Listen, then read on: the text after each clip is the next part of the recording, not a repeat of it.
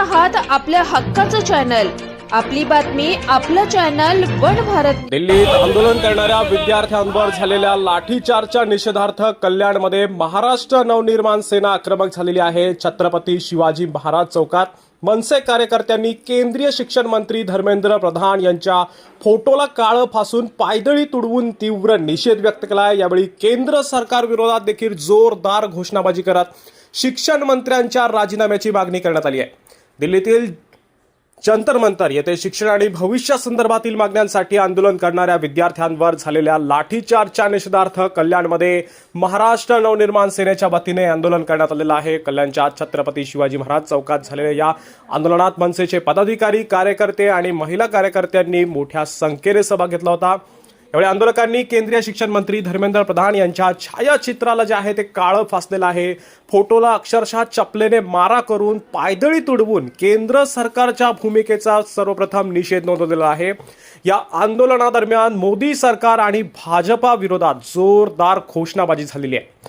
मनसे पदाधिकाऱ्यांनी विद्यार्थ्यांवर झालेल्या कारवाईवर तीव्र अशी नाराजी व्यक्त केली आहे।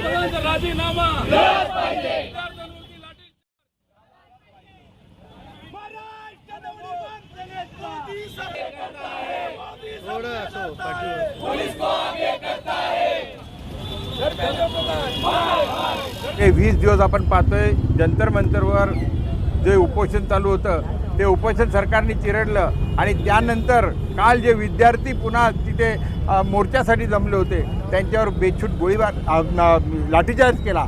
तर या सरकारचा मी जाहीर निषेध करतो आणि अशा प्रकारे आम्ही भ्रष्टाचार करतो तुम्ही बोलायचं नाही, आम्ही तुला दडपशाही करतो तुम्ही बोलायचं नाही, ही जी वृत्ती आहे भाजप सरकारची ही वाढत चाललेली आहे। आणि त्यानुसार आज जर आपण बघितलं तर हे संपूर्ण महाराष्ट्रात नाही तर अख्ख्या भारतातील युवकांनी पुढे येऊन या आंदोलनात सहभागी झालं पाहिजे आणि या मोदी सरकारचा निषेध केला पाहिजे असं आम्ही आवाहन करतो। मुर्दाबाद। सर्वप्रथम हे जे दिल्लीला बसलेले आहेत मोदी सरकार आणि त्यांचा तो अनपढ शिक्षण मंत्री यांचा मी निषेध करतोय।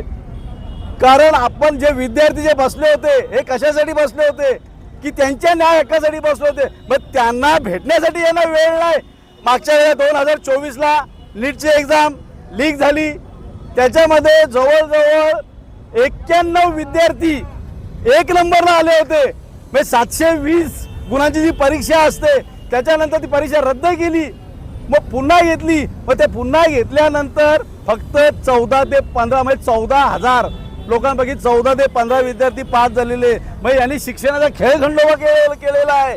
मग ह्या मूर्खाला एवढी सुद्धा अक्कल नाही की विद्यार्थी कशासाठी बसलेले आहेत, त्यांना तिथं जाऊन भेटण्याची वेळ नाही यांना। मी आपल्या माध्यमातून त्यांचा निषेध करतोय। कारण ज्या वेळेला आपल्याला इंग्रजांपासून आपल्याला आझादी मिळवायची होती त्यावेळेला आपल्याला गोळीबार झालं, गोळ्या खायला लागल्या आणि आता आपल्याला शिक्षणासाठी लाठ्या काठ्या खाव्या लागतात। कारण आपण पाहिलेले, आम्ही तुमच्या माध्यमातून पाहिलेले की जे विद्यार्थी बसलेले होते तिथं त्यांच्या डोके फोडले, हातापायावर पट्टे आले, वण आलेले आहेत, असा लाठीचार्ज केले। मग ते विद्यार्थी आहेत का देशवादी आहेत, देशद्रोही आहेत, हे सुद्धा कळायला पाहिजे। म्हणून मी महाराष्ट्र नवनिर्माण सेना आज कल्याण शहरातर्फे या भाजप सरकारचा आणि खास करून त्या धर्मेंद्रचा निषेध करतोय।